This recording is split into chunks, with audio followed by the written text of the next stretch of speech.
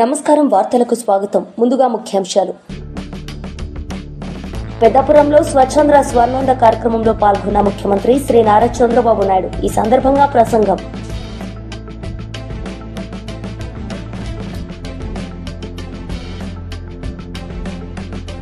ప్రజాప్రతినిధులకు దక్కాల్సిన గౌరవానికి భంగం కలిగిస్తున్నారు కాంగ్రెస్, ఎంఐఎం పార్టీలని బీజేపీ జిల్లా అధ్యక్షుడు నిరంజన్ యాదవ్ ఆవేదన వ్యక్తం.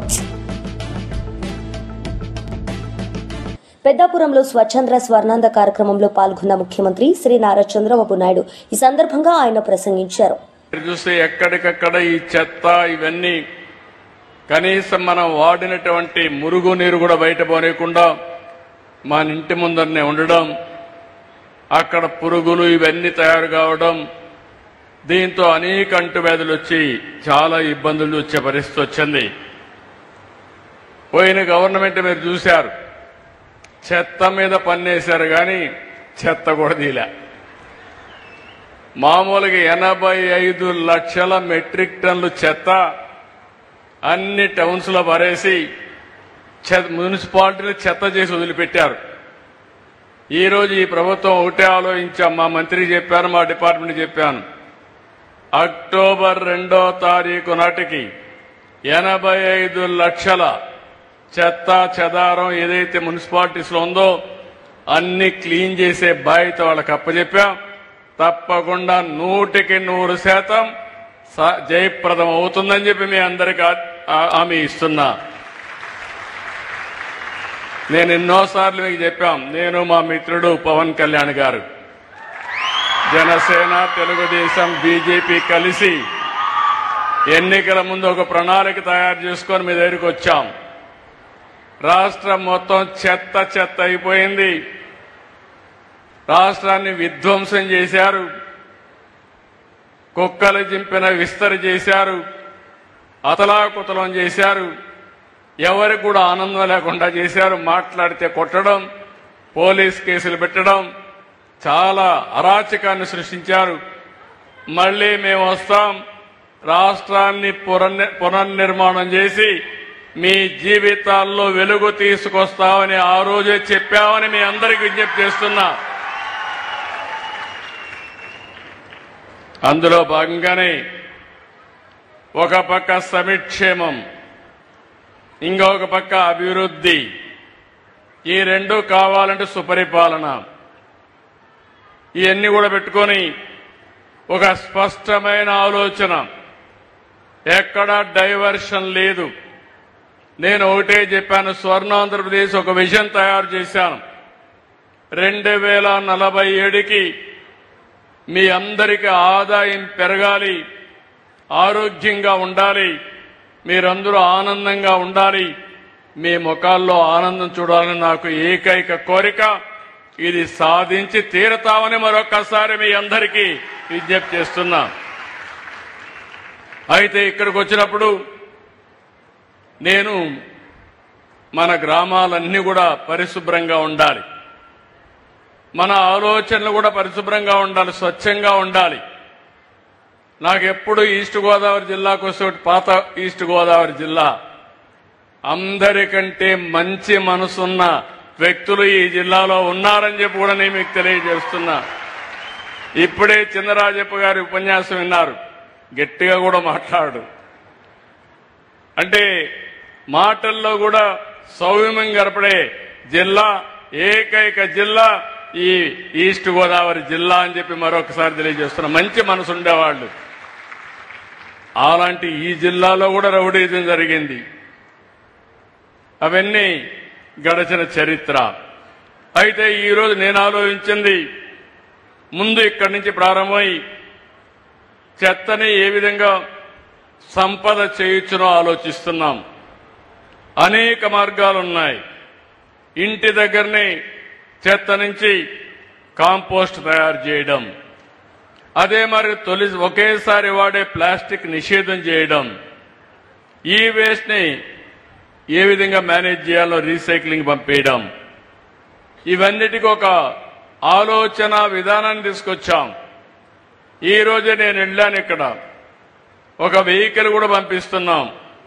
ఆ వెహికల్లో మీ ఇంట్లో ప్లాస్టిక్ కానీ అదే మరిగా ఈ వేస్ట్ కానీ లేకపోతే అనేక రకాలైన పాత వస్తువులుంటే అవన్నీ ఒక రేటు వారిగా ఇచ్చి వాళ్ళు అవన్నీ తీసుకొని మీకు ఏ వస్తువులు కావాలన్నా అక్కడికక్కడే దాన్ని ధరగట్టి మీకు ఇచ్చే పరిస్థితికి వస్తున్నారు. అంటే మీరు ఒకప్పుడు మీ ఇంట్లో దోచుకునేవారు, ఈ ప్రభుత్వం మీ ఇంట్లో వేస్ట్ ను కూడా 10 రూపాయలు ఇచ్చే మార్గం చూపిస్తుందని మీ అందరికీ విజ్ఞప్తి చేస్తున్నా. అది గడిచిన ప్రభుత్వానికి ఈ ప్రభుత్వానికి తేడా. ఈరోజు పెద్దాపురంలో తొందరలోనే మన మిత్రులు చెప్పారు 15 మెగావాట్ల సామర్థ్యంతో 330 కోట్లతో వేస్ట్ ఎనర్జీ ఈ జిల్లాలో ఉండే అన్ని మున్సిపాలిటీలు వచ్చి చెత్తంతా తీసుకొచ్చి అందులో నుంచి కరెంటు ఉత్పత్తి చేయబోతున్నాం. కరెక్ట్ గా ఈ రోజు నుంచి 18 నెలల్లో పూర్తి చేయాలని ఆదేశాలు ఇచ్చాం. మన వాళ్ళు 2 ఏళ్లు అంటున్నారు కానీ నేను 18 నెలల్లోనే పూర్తి చేయాలని. మాజీ మంత్రి బొత్స సత్యనారాయణ మీడియా సమావేశం నిర్వహించారు. ఈ సందర్భంగా పలు అంశాలపై ఆయన మాట్లాడారు. అవకాశం వరకు దోచుకునేస్తారు, పెద్ద స్థాయి నుంచి కింద స్థాయి వరకు ఉదాహరణలతో కలిపి చెప్తున్నా దాని మీద ఎంక్వైరీ లేదు, దాని మీద విచారం లేదు. ఇలా అనేస్తాం అంతే, పోతే పోనీ. రాష్ట్ర ప్రజలందరినీ గమనించమని కోరుతున్నాం. ఈ ప్రభుత్వం తాలూకా వ్యవహార శైలి ఎలాగుందో, పరిపాలన విధానం ఎలాగుందో, ఇంత దుర్మార్గమైన ఆలోచనతో ఈ కార్యక్రమం జరుగుతున్నాయి. మరి ఎక్కడ సామాన్యుడికి వచ్చి నీడ, సామాన్యుడి రక్షణ కనిపించింది.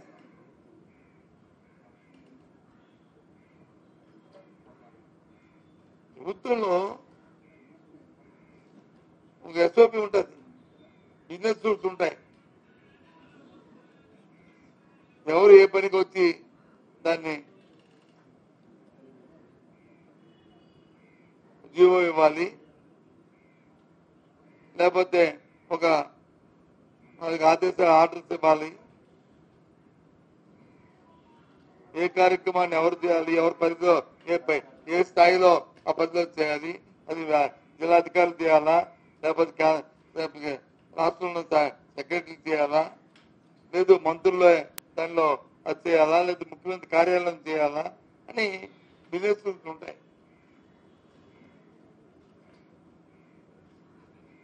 నేను మధ్య చూస్తున్నాను 1-2 ఇష్యూల్లో మేము ఎంక్వైరీ చేస్తాం. ఎంక్వైరీ చేయడం నాన్ సెన్స్.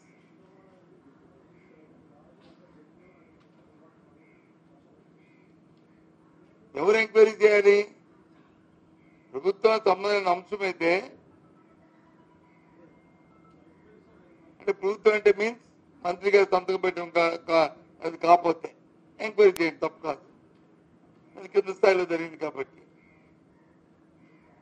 లేదు సెక్రటరీ స్థాయిలో జరిగితే, కింద స్థాయిలో జిల్లా స్థాయిలో జరిగితే సెక్రటరీ ఎంక్వైరీ చేయడం తప్పు కాదు. మంత్రి స్థాయిలో జరిగింది వచ్చి మంత్రి ఎంక్వైరీ చేస్తానని చెప్తారు, అంటే చెవులో పువ్వు పెడతారు. సెక్రటరీ స్థాయిలో జరిగింది వచ్చి నేను ఎంక్వైరీ చేస్తాను లేదు. సెక్రటరీ స్థాయిలో ఎంక్వైరీ నాన్సెన్స్. జిల్లా కలెక్టర్ స్థాయిలో జరిగింది వచ్చి జిల్లా కలెక్టర్ ఎంక్వైరీ చేస్తానంటే ఆయన సంతకం పెడితే ఆయన ఎంక్వైరీ చేస్తానంటే ఏ ఒక్కరి మీద ఈ 14 నెలల కాలంలో ఈ వచ్చిన ఆరోపణలు ఎవరి మీద ఒక్కరి మీద చర్య తీసుకున్నారా చెప్పండి. అంటే ఎవరిని మీద పెడదామని, ఎవరు ఇంకా దోచు తినేద్దామని మీకు సిగ్గు అనిపించట్లేదు, మీకు బాధ అనిపించట్లేదు ఈ కార్యక్రమాలకి. ఇంకా పేదవాళ్ళ గురించి చెప్తే ఓ గొప్ప చెప్తారు.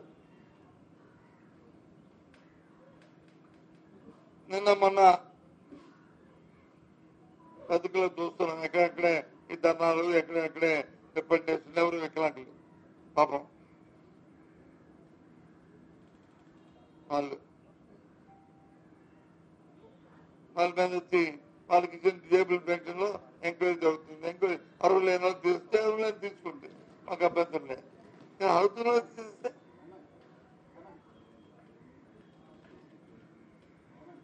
ఈ రాష్ట్రంలో 7,70,000 వికలాంగుల పెన్షన్లు ఉన్నాయి. నేను వచ్చి నోటీస్ ఇచ్చారు. ఇస్తూ ఏమి ఇచ్చారు? నోటీసులో నేను రద్దు చేస్తాను ఇచ్చారు. ఇగో నీ ఎంక్వైరీకి ఇస్తూ మీరు వెళ్ళి మళ్ళీ పెట్టుకోమని దాంట్లో రాయొచ్చు కదా. ఇగో నీ తాలూకా చేస్తాము ఇంత వచ్చింది, నువ్వు వెరిఫై చేసుకొని నువ్వు దరఖాస్తు మళ్ళీ వెరిఫై చేసుకుని పెడితే నీకు ఉంటుంది, లేకపోతే లేదు.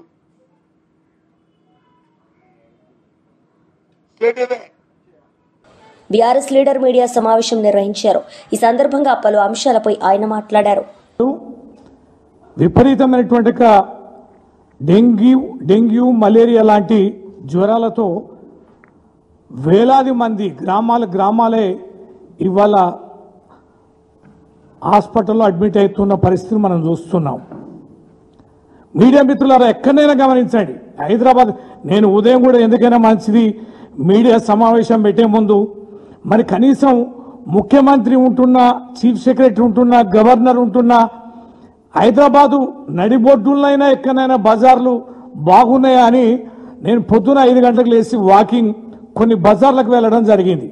అనేక కీలకమైన ప్రాంతాలు కూడా స్ట్రీట్స్ కూడా చూసాం. హైదరాబాదు నగర నడిబొడ్డు నుంచి మొదలుకుంటే మా మహబూబాబాద్ లాంటి జిల్లా కేంద్రంలోని మున్సిపాలిటీతో పోల్చుకుంటే మా స్వగ్రామాల్లో చిన్న పల్లె వరకు కూడా ఎక్కడ చూసినా కూడా గత 10 సంవత్సరాలలో ఎన్నడూ కూడా ఇంతటి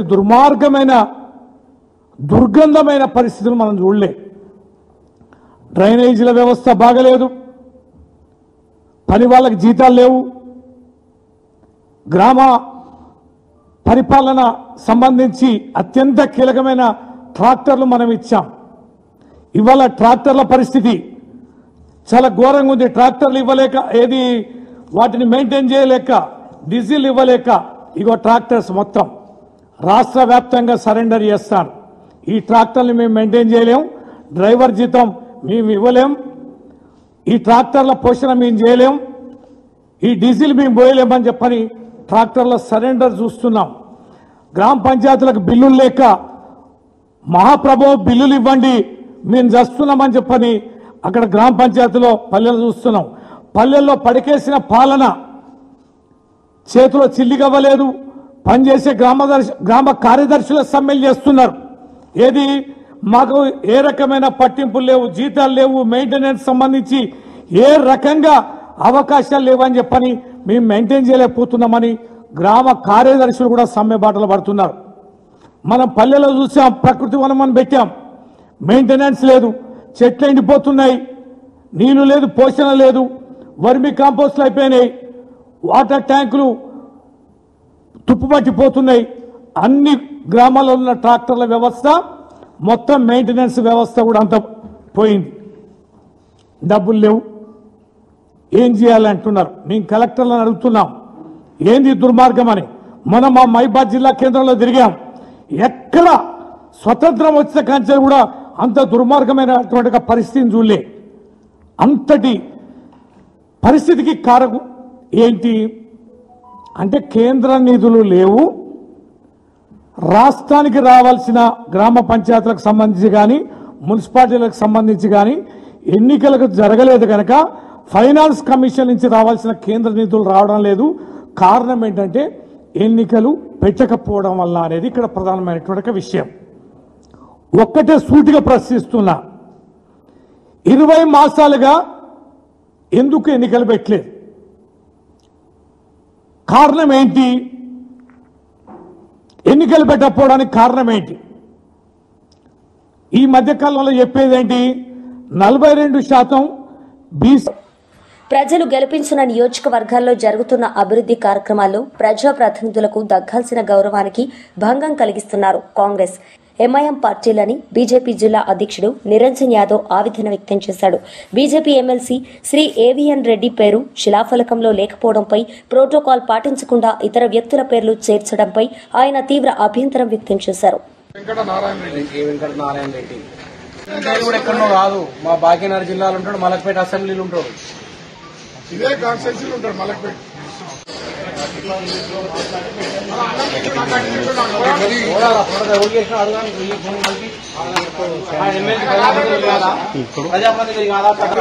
ఇద్దరు ఎంఐఎం పెట్టిస్తారు, బీజేపీ ఎందుకు పెట్టారు?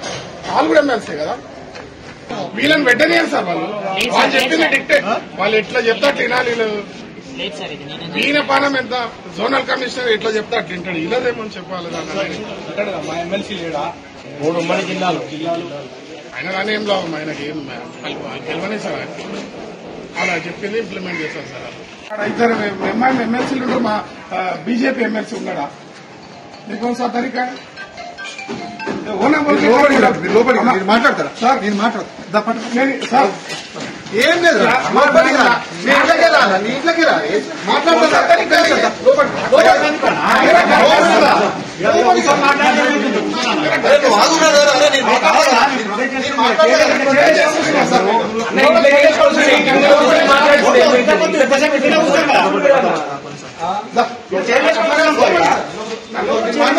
నన్ను గేట్ లేసి లాక్ చేయాలి. కూర్చొని నీ ముందరే కూర్చుంటారు, రోడ్డు మీద ఎందుకు లోపల కూర్చొని మాట్లాడదు. ముందరే కూర్చుంటారు. ఇట్లాగా సార్, నేనేమంటున్నా, నువ్వు అన్న మాటలే మేము అందరం కట్టుబడినాం, ఒప్పుకున్నాం. సరే, ల్యాండ్ ఆర్డర్ ఏరియా మీరు చెప్పింది సరే, మీతో పాటు సహకారం. మరి ప్రోటోకాల్ ఎక్కడ పాటిస్తారు?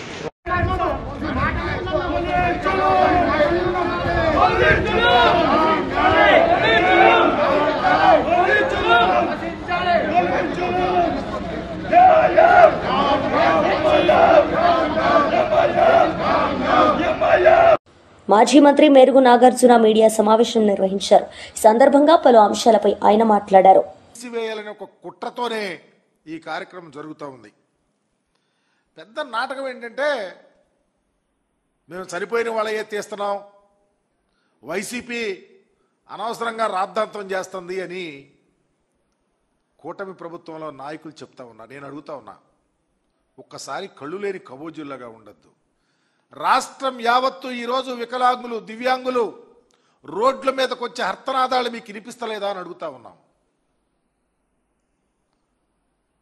వారు మా పరిస్థితి ఏంటి, మాకు సర్టిఫికేట్ ఉంది, మాకు ఇదివరకు సర్టిఫికేట్ వచ్చింది, ఆ సర్టిఫికేట్తో మేము ఈరోజు అనాదిగా మేము పెన్షన్లు పొందుతూ ఉంటే అప్పళంగా ఈరోజు పెన్షన్లు ఆపేస్తే మా పరిస్థితి ఏందని చెప్పేసి ఆ రోదనలు వింటే మీకు అర్థమవుతుంది.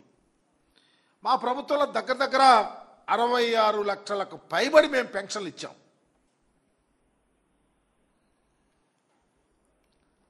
మీరు ఈరోజు దరిదాపు 5 లక్షల పైబడి పెన్షన్లు తీసేస్తానికి కార్యక్రమాన్ని రూపొందించుకు తీస్తూ ఉన్నారు.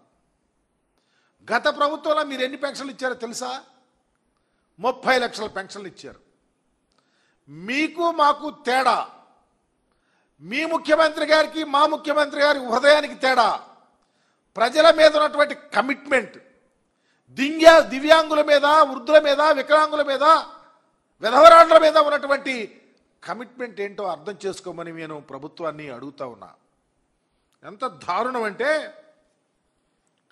ఇదివరకే పెన్షన్ ఇవ్వాలంటే మీ ప్రభుత్వంలో ఎవరన్నా చనిపోవాలా, అది చనిపోయినాక చాలా కాలం కాళ్ళు అరిగితే తప్ప కొత్త పెన్షన్ ఇచ్చే పరిస్థితి లేదు. కానీ జగన్మోహన్ రెడ్డి గారు వచ్చిన తరువాత ఈ రాష్ట్ర చరిత్రలో వృద్ధులకు, వికలాంగులకు, దివ్యాంగులకు, విధవరాండ్రకు సంబంధించి 5 రోజుల్లో అప్లికేషన్ పెడితే పెన్షన్ వెరిఫికేషన్కి వచ్చి పెన్షన్లు ఇచ్చినటువంటి చరిత్ర ఈ రాష్ట్రంలో ఉంది. ఇదివరకు పెన్షన్ ఇవ్వాలంటే 65 ఏళ్ళు, మీ టైంలో 60 సంవత్సరాలకు తీసుకొచ్చాం. ఈరోజు నిజంగా సదరన్ క్యాంపులు మీ టైంలో 52 సదరన్ క్యాంపులు ఉండేవి. 171 సదరన్ క్యాంపులు పెట్టి త్వరితగతిని వారికి లబ్ధి చేకూరే నిజమైనటువంటి లబ్ధిదారులుగా ఎవరు ఉంటున్నారో వారికి ఇచ్చినటువంటి చరిత్ర ఈ రాష్ట్రంలో జగన్మోహన్ రెడ్డి గారి ప్రభుత్వానికి ఉంది.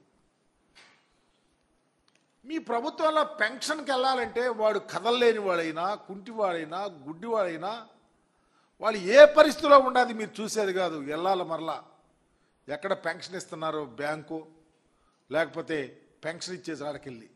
కానీ మా ప్రభుత్వం అలా చేయలా. 1వ తారీఖున ఉదయాన్నే 5 గంటలకి ఇంటికి వచ్చి తలుపు తట్టి మా వాలంటీర్ల ద్వారా ఈ రాష్ట్రంలో పెన్షన్లు పంచి వాళ్ళ యొక్క కుటుంబాల మనోధైర్యం పెంచినటువంటి ప్రభుత్వం వైఎస్ఆర్ కాంగ్రెస్ పార్టీ ప్రభుత్వం. జగన్మోహన్ రెడ్డి గారి యొక్క ఆలోచన, ఆయన మనసులో ఉన్నటువంటి ఆలోచన ఇంప్లిమెంట్ చేసి ఈ రాష్ట్రంలో ఉన్నటువంటి ప్రజానీకానికి ఉపయోగం పడినటువంటి పరిస్థితిని మర్చిపోకూడదని చెప్తా ఉన్నా. మేము పెన్షన్లు ఇవ్వాలనే తపన, ఆదుకోవాలనే తపన, ఎవరికి అన్యాయం జరగకూడదని తపన, అర్హులు లబ్ధిదారులు ఎవరు ఉంటే వారికి అర్హతే ప్రామాణికంగా ఇవ్వాలనే తపనతో మా ప్రభుత్వం. ఎమ్మెల్యే చింతమనేని ప్రభాకర్ మీడియా సమావేశం నిర్వహించారు. ఈ సందర్భంగా పలు అంశాలపై ఆయన మాట్లాడారు. తీసుకొచ్చిన ఇంటికాడ ఏమి చేయాలో చేతగాక దిగబెట్టినటువంటి సంఘటనలు మర్చిపోయావా నాని అని అడుగుతున్నా. ఏదో పవన్ కళ్యాణ్ గారిని, చంద్రబాబు నాయుడు గారిని, లోకేష్ బాబు గారిని వాళ్ళ మీద నోరు పారేసుకుంటున్నావు. ఏదో నీవేదో పెద్ద సత్యహరిచంద్రుల్లాగా నీ మీద ఏమీ మచ్చలు లేనట్లు. కనీసం నీ భార్యను కూడా కేసులు ఎదిగించావు నువ్వు చేసిన తప్పుడు పని వల్ల, నువ్వు చేసిన దోపిడీ వల్ల. నువ్వు యాంటిసిపేటరీ బెయిల్ తెచ్చుకునేది వరకు నువ్వు ఎక్కడికి పారిపోయావు నీకు తెలీదా? కేసులు పెడితే పెట్టండి అని అంటున్నావు ఏంటి? తప్పు చేసిన వాడు తప్పనిసరిగా చట్టం ముందు, న్యాయస్థానం ముందు ముద్దాయిగా నిలబడాల్సిందే. ఒకరోజు వెనకవచ్చేమో, ఒకరోజు ముందవచ్చేమో, నువ్వు కాదు ఎవడు ఎవరిని కూడా కాపాడలేని పరిస్థితి. నీ నాయకుడికే ఈ రోజున 33 కేసులు ఉన్నాయి. 33 కేసుల్లో 11 సిబిఐ పెట్టింది, 7 ఈడీ పెట్టింది, మిగిలినవన్నీ మామూలు కేసులు. ఈ కేసులన్నీ కూడా మీ నాయకుడు దాచేస్తే వచ్చినటువంటి కేసులు. మా మీద పెట్టిన కేసులు, మా నాయకుడి మీద పెట్టిన కేసులు పెట్టుడు కేసులు. రాజకీయంగా మమ్మల్ని ఎదుర్కోలేక అణగదొక్కటానికి నువ్వు పెట్టించినటువంటి కేసులు జగన్మోహన్ రెడ్డి అని చెప్పి ఈ సందర్భంగా తెలియజేస్తున్నాం. ఒక్కసారి ఆలోచించేయి, అసలు కొల్లేరులో ఏం జరిగింది? ఎందుకు? ఎవరు చేపల చెరువులు ఎవరు అనుభవించారు? చేపల దొంగ అబ్బాయి చౌదరి అవునా కాదా? ఇతను చేపల చెరువుల దగ్గర చేపలు పట్టేసుకున్నాడా లేదా? ఇతను వాళ్ళని ఇబ్బంది పెట్టాడా లేదా? లేకపోతే అసలు ఎప్పుడన్నా ఉందా?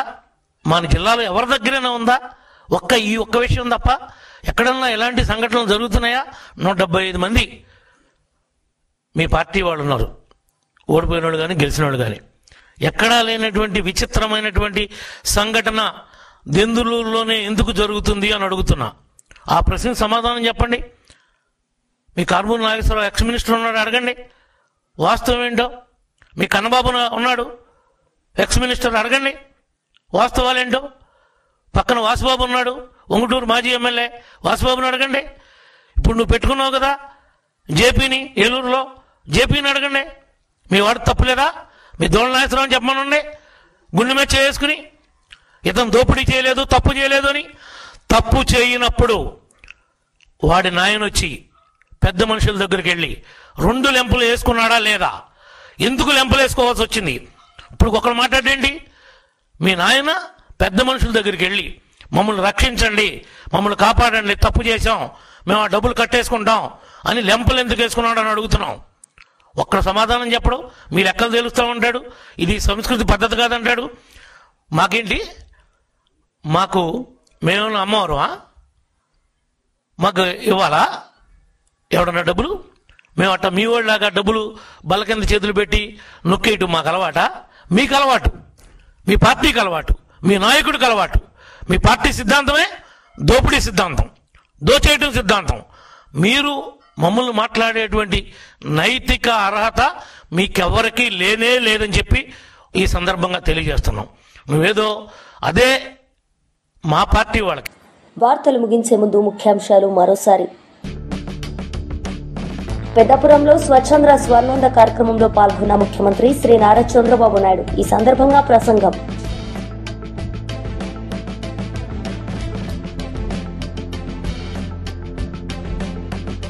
ప్రజాప్రతినిధులకు దక్కాల్సిన గౌరవానికి భంగం కలిగిస్తున్నారు కాంగ్రెస్, ఎంఐఎం పార్టీలని బీజేపీ జిల్లా అధ్యక్షుడు నిరంజన్ యాదవ్ ఆవేదన వ్యక్తం.